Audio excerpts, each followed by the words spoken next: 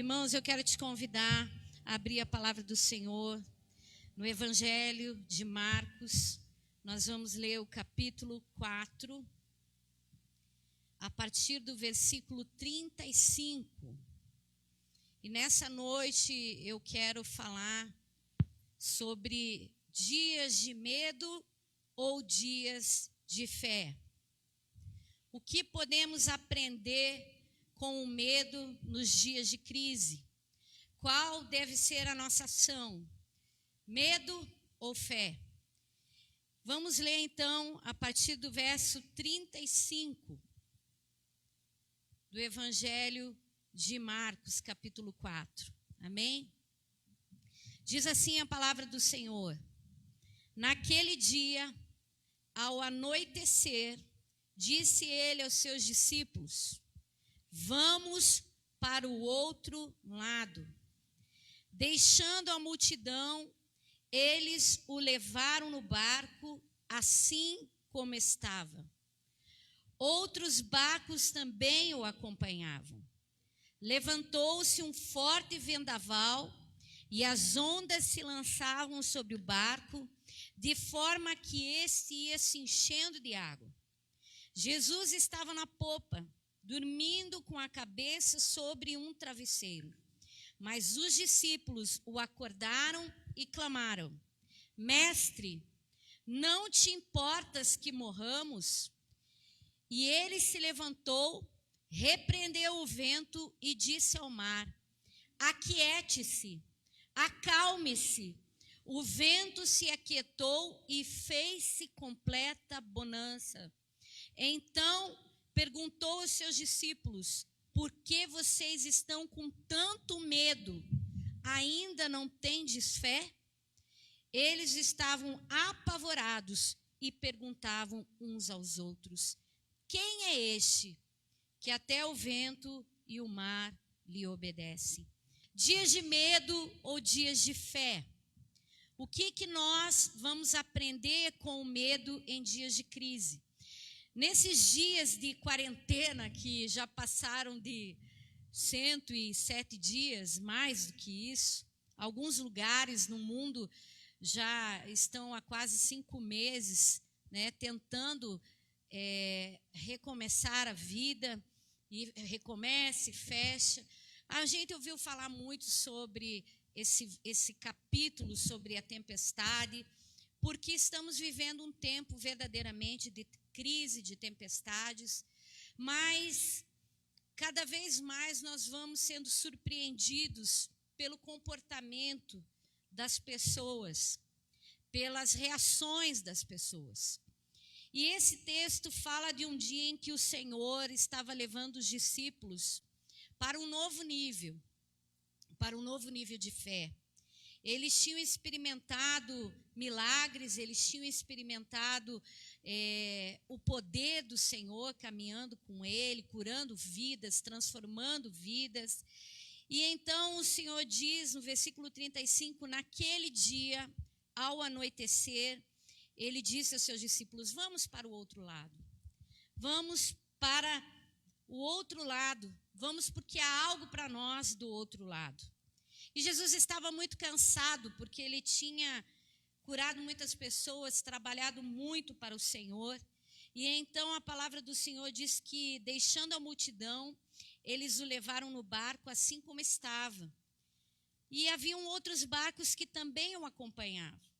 E levantou-se então uma forte tempestade, e as ondas se lançavam sobre o barco de forma que este ia se enchendo de água. E o texto fala que Jesus, porém, lá em Mateus capítulo 8, diz: Jesus, porém, estava dormindo. Aqui em Lucas, na NVI, a palavra do Senhor diz que Jesus estava dormindo com a cabeça sobre um travesseiro.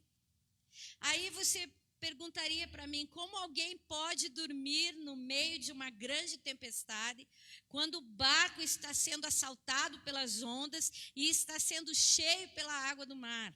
Como isso pode acontecer? Isso pode acontecer porque Ele é Deus.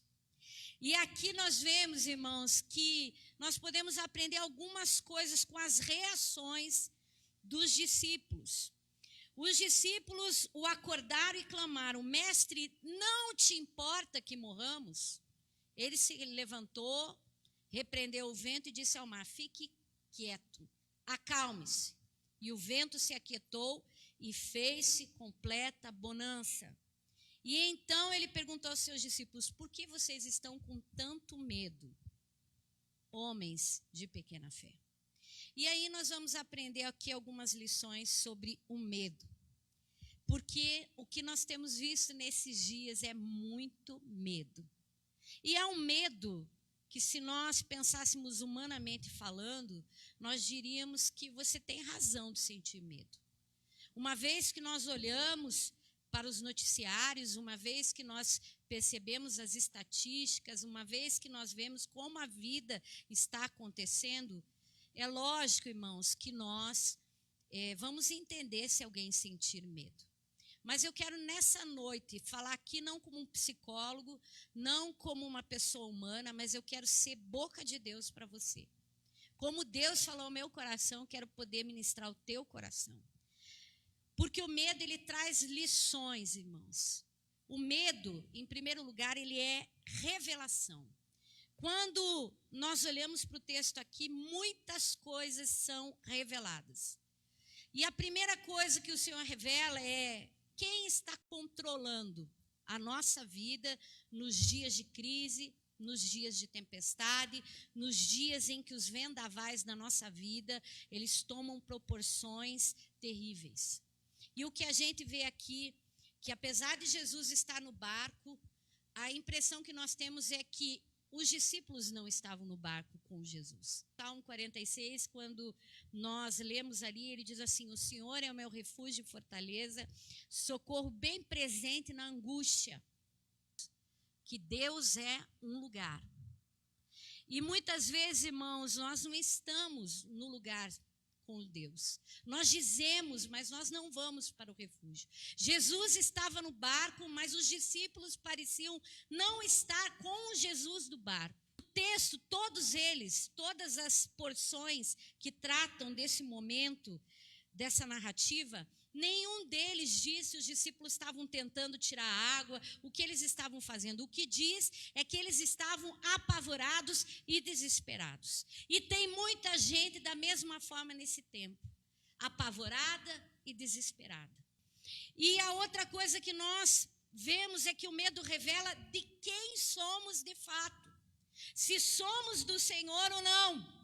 Porque tem muita gente nesse tempo que está sentindo muito medo, está sentindo pavor, que sequer nos cumprimenta, que tem medo de estar umas com as outras, porque ela crê muito mais na tempestade, na pandemia, na crise, nos problemas, do que no Deus que controla a vida dela. Sabe, irmãos? Daí você pode dizer, mas olha as estatísticas, quanta gente está morrendo desse vírus. Irmãos, eu não quero minimizar os efeitos dessa doença, de maneira nenhuma, porque eu tenho me entristecido com as notícias. Mas eu quero dizer para você algo que o Senhor falou ao meu coração. No momento das tuas crises, quem está controlando o barco? Você ou o Senhor que está dentro dele? No momento da tua crise, de quem você é de fato? Do Senhor ou de si mesmo? A outra coisa que o medo revela aqui é que ele não vem de Deus. Eu preciso te dizer isso, irmãos. Muita gente, talvez alguns psicólogos que estejam me ouvindo agora, e hoje nós vivemos dentro de uma sociedade extremamente humanista, racional, que enxerga tudo pelo olho lógico, tudo pela perspectiva humana. Eu quero falar como mulher de Deus. A palavra do Senhor diz em 1 João 4,18 que antes o perfeito amor lança fora o medo. Por quê? Porque o medo produz tormento. O medo produz tormento. O texto aqui de 1 João capítulo 4 vai falar sobre isso.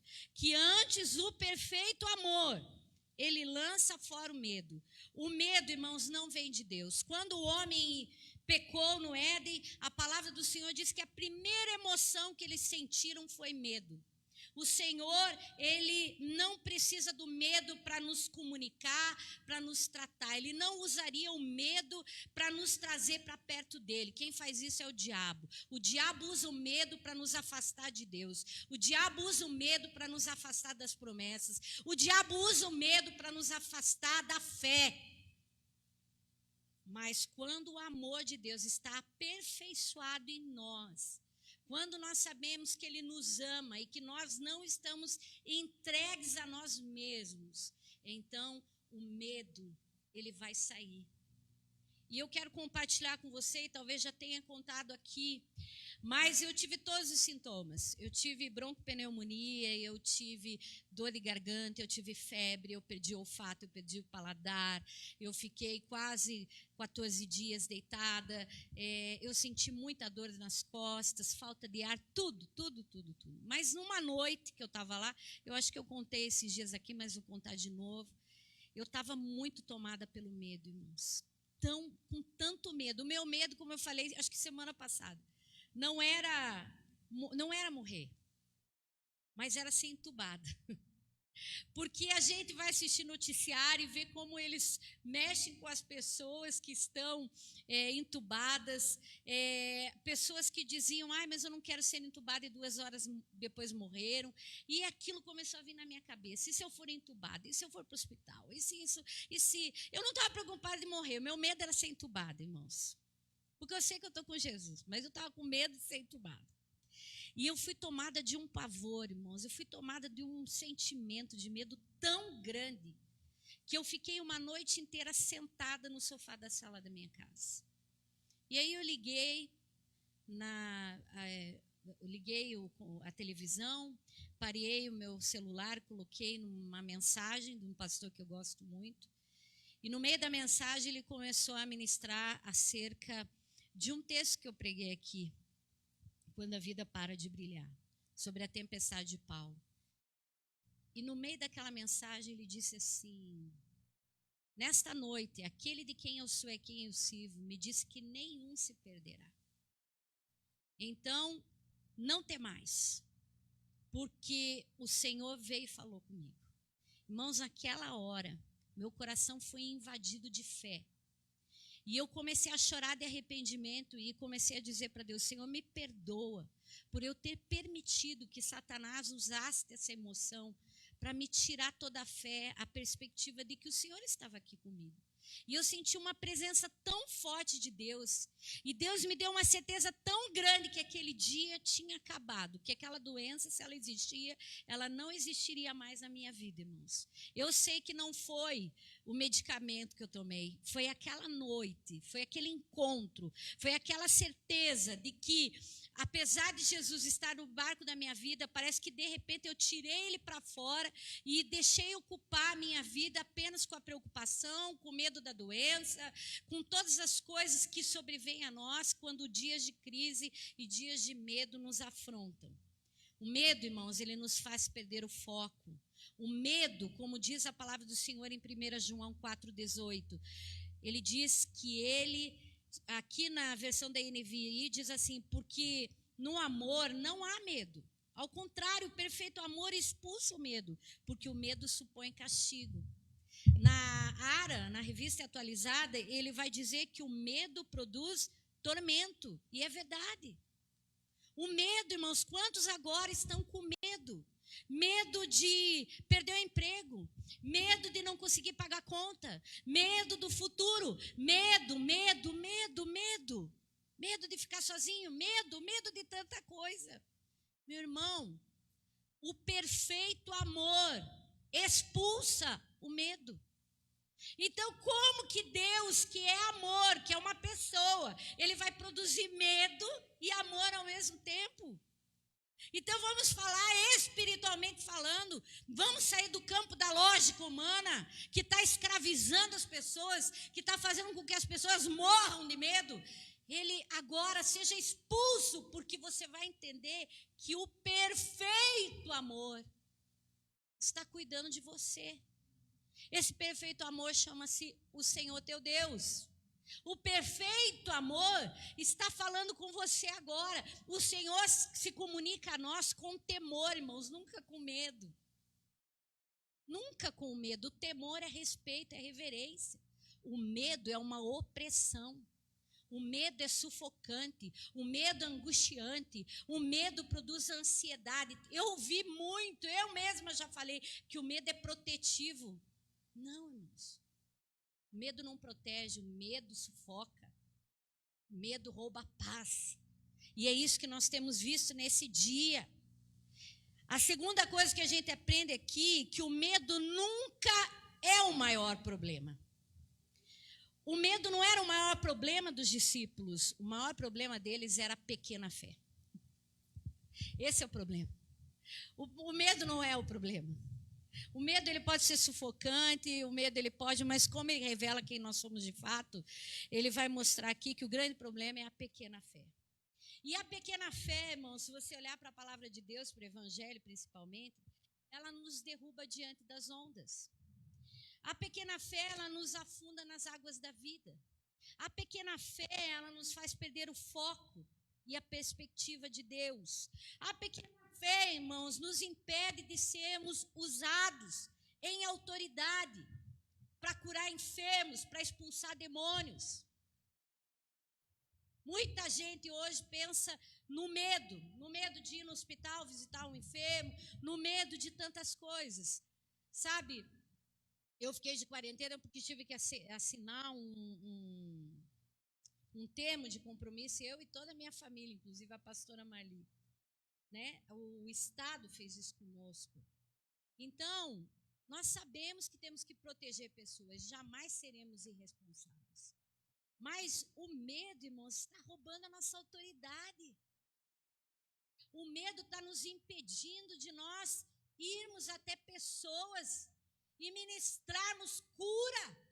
Quando Jesus desce do Monte da Transfiguração, ele encontra os seus discípulos tentando expulsar o demônio de um menino. E eles não conseguem expulsar. Então o pai vem e pede: Senhor, socorre meu filho. Meus discípulos não estão conseguindo. Jesus vai lá, expulsa o demônio. E os discípulos perguntam para ele: por que nós não conseguimos? E ele diz: homens de pequena fé. Homens de pequena fé. Como a igreja dos dias de hoje tem pequena fé. O problema não é o medo, irmãos, é a pequena fé. O problema é o tamanho da sua fé, que está tirando a autoridade da igreja para curar, para libertar, para oferecer o Deus que tudo pode. A pequena fé, irmãos, ela nos impede de viver os impossíveis. E nós queremos viver impossíveis. A terceira coisa que o medo nos ensina nesses dias, irmãos, é que o medo nos revela o quanto conhecemos de Deus. Quando Jesus aqui dá a ordem para que o mar se aquiete, a palavra do Senhor diz que eles fazem uma declaração.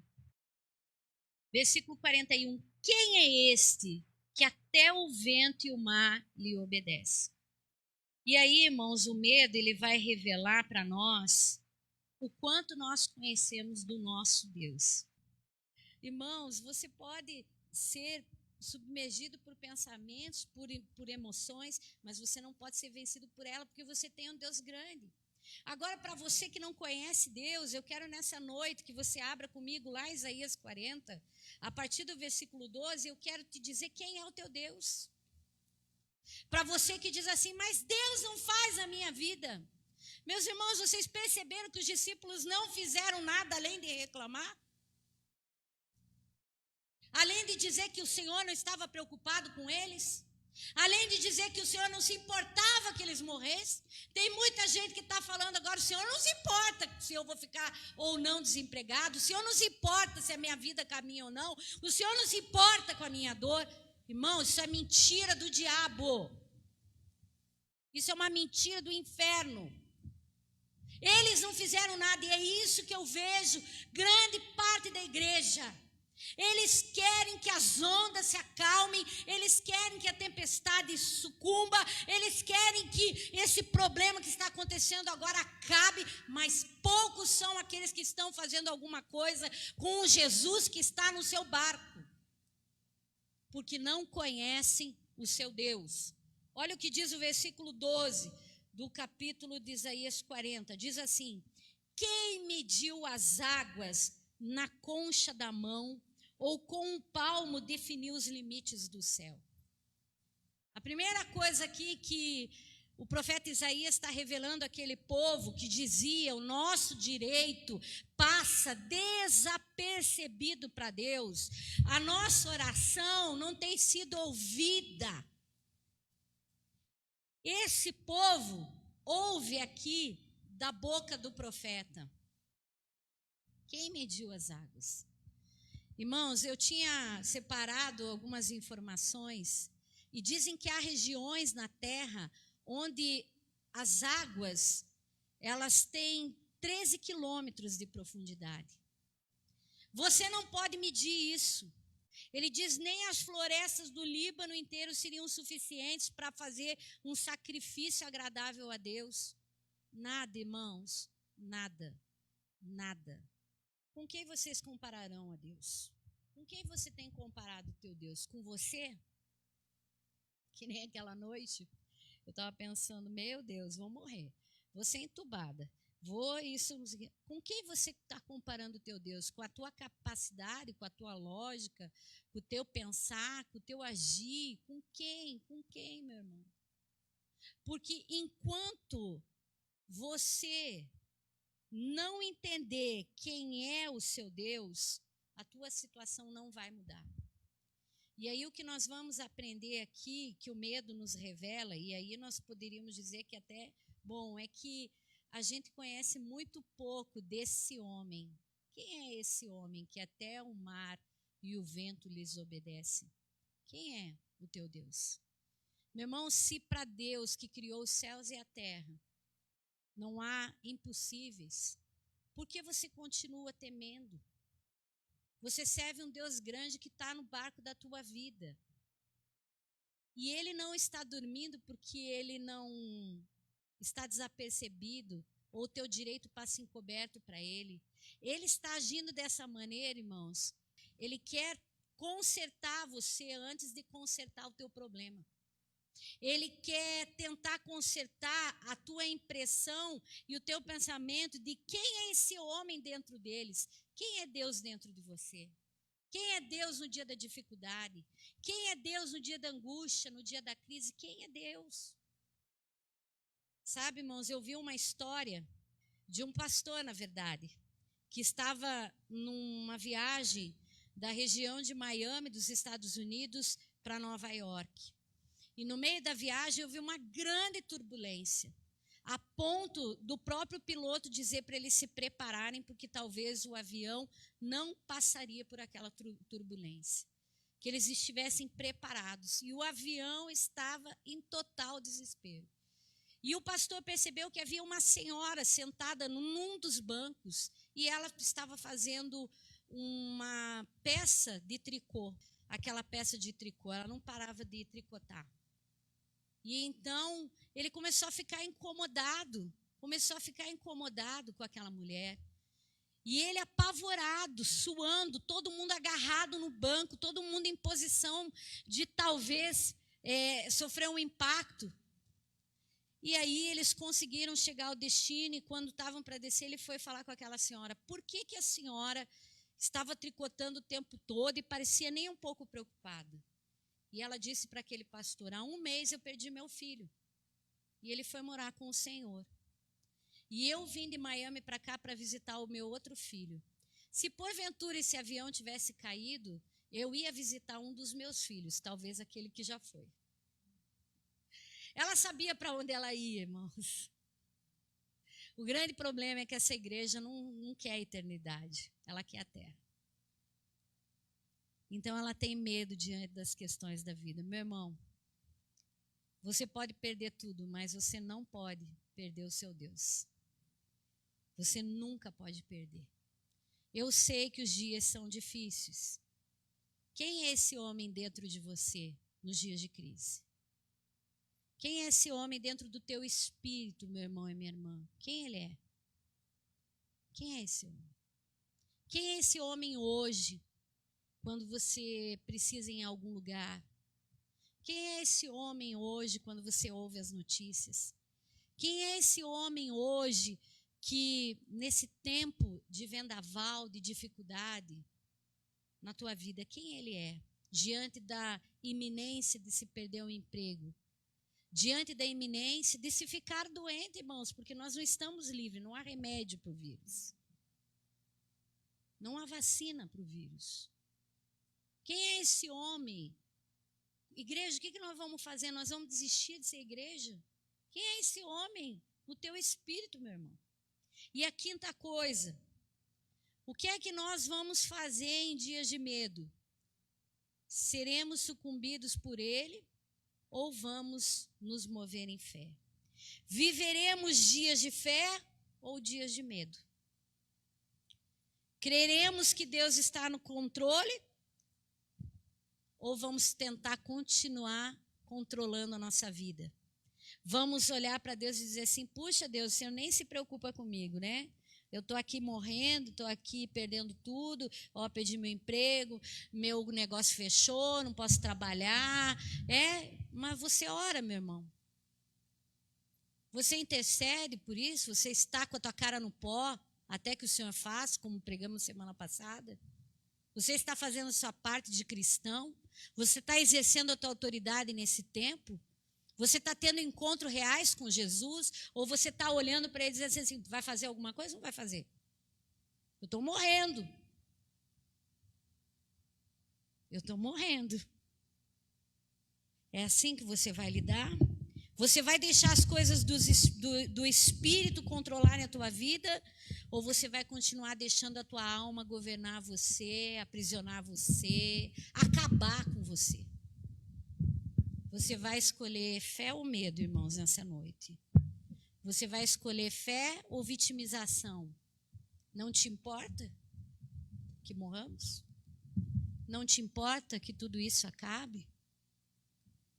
E Jesus se revela para aqueles homens, mostrando que Ele é o Criador dos céus e da terra. E não há nada que Ele não possa resolver na tua vida, meu irmão. O que é uma doença para alguém que mede os limites da terra com a sua mão, que mede as profundezas das águas com a sua mão? Ele pega na mão. O que é o teu problema para o teu Deus? O que é o teu problema agora? Pensa agora no teu problema. Você que está aí do outro lado. Você que está com medo de perder o emprego. Você que está com medo que nessa semana eles decretem mais 14 dias. Você que está com medo dos teus outros problemas, porque esse é mais um problema que surgiu na vida de alguns. Quem é o teu Deus aí? Quem é o teu Deus hoje? Eu queria que você estiver na sua casa, você que está ouvindo, você pudesse se colocar de pé. Quem está aqui pudesse se colocar de pé.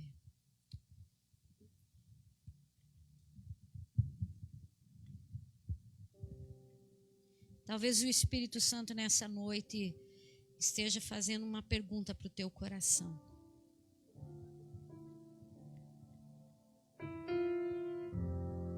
Quem eu sou nesse tempo na tua história?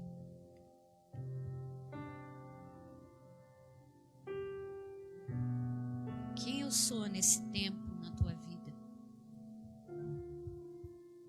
Aquele dia que o Senhor diz, que eu disse para vocês que o Senhor me visitou naquela madrugada e Ele disse, o Deus de quem eu sou e a quem eu sirvo, Ele me disse que nenhum se perderá. Ai, irmãos, aquela hora,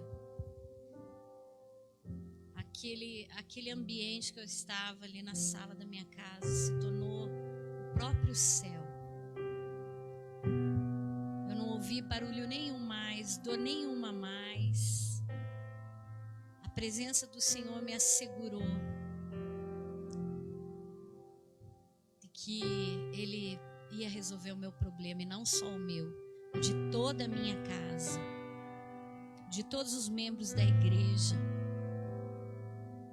Eu tenho certeza do que eu estou falando, irmãos. irmãos, naquele momento o perfeito amor veio e ele expulsou o medo. Aquela pessoa chamada Abba Pai entrou naquele ambiente e tirou todos os meus medos. O Abba Pai está aqui na igreja hoje para nós, os poucos que aqui estão. O Abba Pai está agora aí na tua casa, o perfeito amor.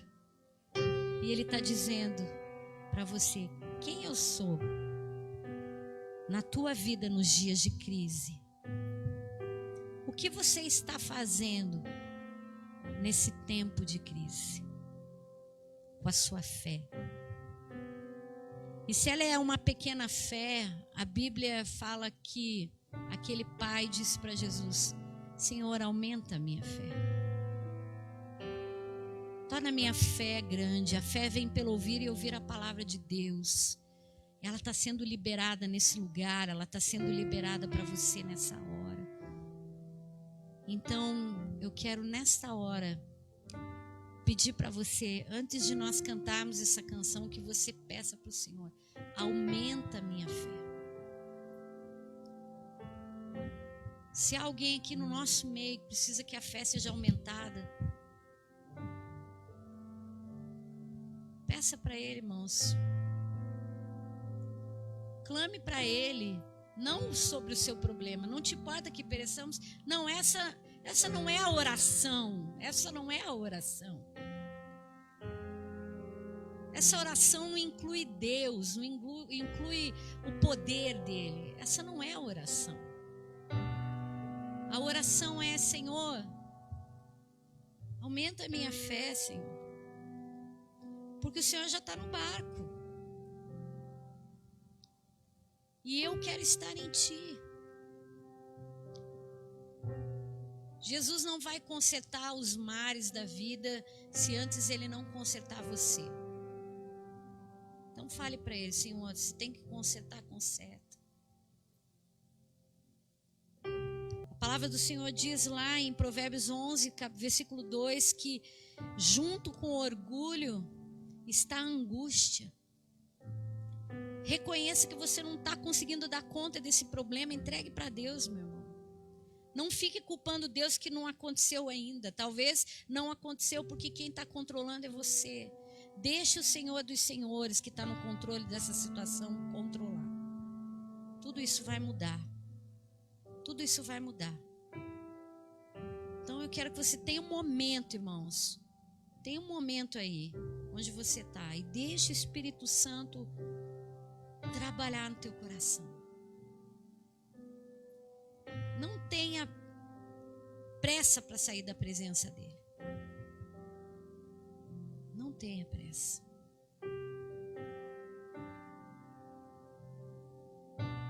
Deus está neste lugar. Deus está aqui. Eu estou aqui, eu estou aí, eu sou o Abba, eu sou o Pai.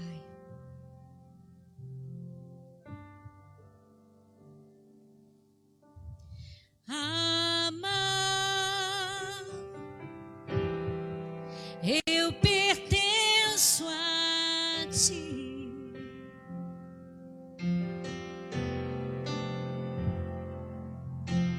Amar, eu pertenço a Ti.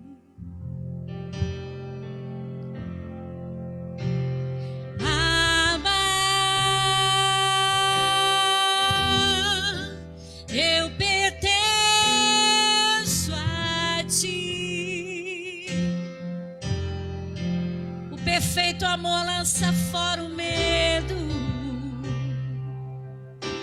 Deixe Ele te envolver. Oh, Ele é uma pessoa. Oh, Deus, tira o medo do fracasso, o medo da doença, o medo da morte, o medo da crise, o medo. Tira, Senhor. meu Deus. Como é difícil romper, Senhor. O Senhor estava ali, Senhor, levando eles para um novo nível, para o outro lado. Deus, quantas pessoas amarradas. Quanta gente presa, Senhor. Quanta gente amedrontada. Quanta gente ligada à terra. Oh, Espírito Santo.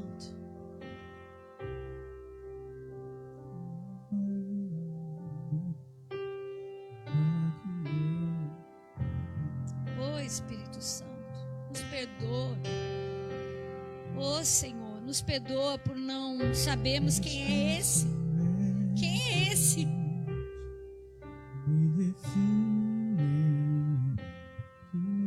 Quem é esse?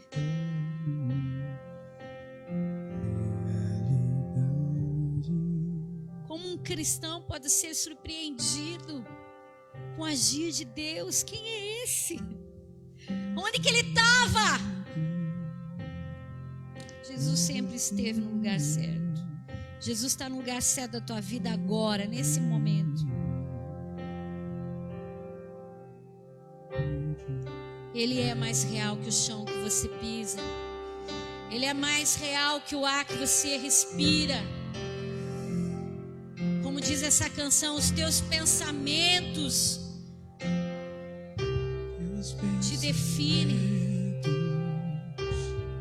Me definem. O que é que você pensa dele? Realidade.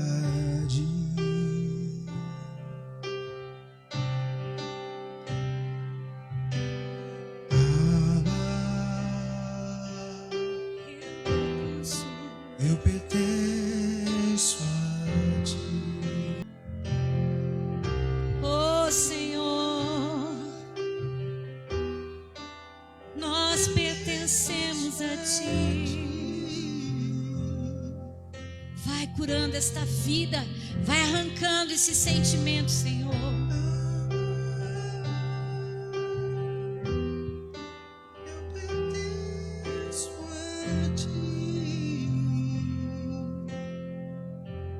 Faça da tua casa agora um santo dos santos. Os pensamentos me definem. Tu és a minha realidade. Faça do Senhor a sua realidade. Na presença do Senhor há abundante alegria.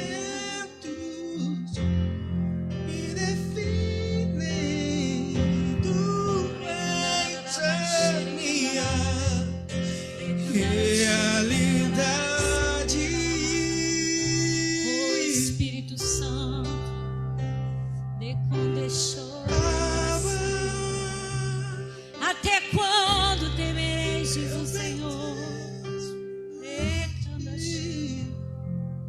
Até quando temereis, diz o Senhor?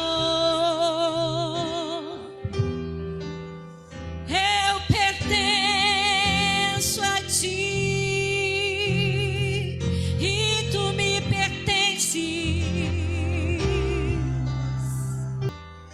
Tu és meu Senhor, eu sou do meu amado e Ele é meu. Oh, igreja, deixa a glória do Senhor entrar. Deixa a glória, oh Espírito Santo, Santo, Santo, Santo, Santo, Santo. Oh Espírito Santo. Oh Jesus. Aquieta, Senhor, esta alma agitada. Aquieta essa alma agitada agora, Espírito Santo. Vai aquietando, Deus. Arranca esse medo agora. Espírito, Espírito, oh Espírito, nós te pertencemos. Espírito Santo, tira. Jesus podia dormir naquele barco, porque ali o seu espírito estava totalmente conectado ao Pai. Só tem uma forma, meu irmão, de vencermos essa guerra no poder do Espírito. Só tem uma forma. Sopra, Senhor. Sopra, Senhor. Sopra, Jesus. Oh, Espírito. Sopra, Senhor. Sopra, Deus. Nós temos caminhado sobre um vale de ossos secos, Pai. Mas nós declaramos essa noite a vida nesse lugar. A vida neste lugar, Senhor. Vai entrando agora, Senhor, nesse lar, Pai. Nós não precisamos, Senhor, de nenhum instrumento para que o Senhor age. Eu pertenço a Ti. Vai, Senhor, vai com Teu Espírito. Em nome de Jesus, Pai. Vai sarando nessa noite, Pai. Porque há pessoas que vão afundar. Há pessoas que vão afundar se elas não trocarem, Senhor, nessa noite, a sua mentalidade. Se elas não entregarem o seu coração totalmente para Ti, Deus. Nós não queremos isso, Pai. Nós não queremos. Nós somos vaso formado por Ti, para servir as nações, para servir a nossa família, para servir os perdidos. Oh Deus, em nome de Jesus. Amém. Glória a Deus.